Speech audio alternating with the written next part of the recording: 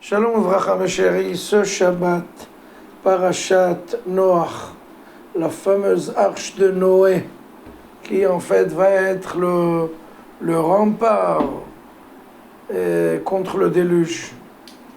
Akadosh Baruch Hu demande à Noé de construire cette arche. Ça lui a pris, selon le Midrashim de nos sages, ça lui a pris 120 ans à préparer cette arche pour pouvoir justement sauver le monde.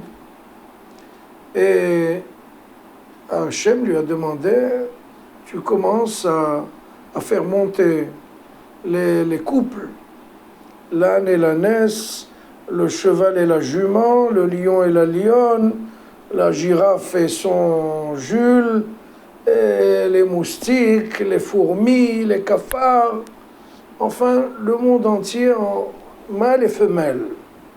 Bon, il commençait à monter comme ça, des couples après les couples, chaque couple rentre et on le marque, on prend une liste, on le met sur la liste, et là, il y a une espèce de dame qui arrive et qui veut rentrer. Et Noé qui lui demande, ok, vous êtes qui? Il dit, moi je suis en fait une âme comme ça, abstraite. Mais en fait, si j'étais personnifié, on m'aurait appelé le mensonge. Ça nous raconte nos sages. Le mensonge. Je lui ai dit, mais monsieur mensonge, il faut aller chercher une femme, votre couple, quelle est votre femelle? Il a dit, je vais aller la chercher. Il a fait un petit tour et il revient avec une femelle. Il dit, comment s'appelle la femelle? Elle s'appelle la perte. Le mensonge et la perte. Et nos sages disent, depuis lors, le mensonge et la perte sont un couple inséparable. Chaque fois qu'on ment, on perd. Chaque fois qu'on est infidèle, eh ben c'est la déchéance, c'est la catastrophe. Chaque fois qu'on est de la trahison, de la traîtrise, ben, la conséquence immédiate, ce qui est causé immédiatement, c'est la perte, le déficit et tout ce qu'il y a de mauvais dans le monde. Donc ce qu'on voit là, et nos sages, c'est pas une histoire à dormir debout, c'est une histoire c'est pas une histoire pour s'endormir, mais une histoire pour se réveiller. On croit à chaque fois qu'on va on va mentir, et ben on va gagner. Chas v'shalom. Jamais le mensonge est toujours accouplé avec la perte.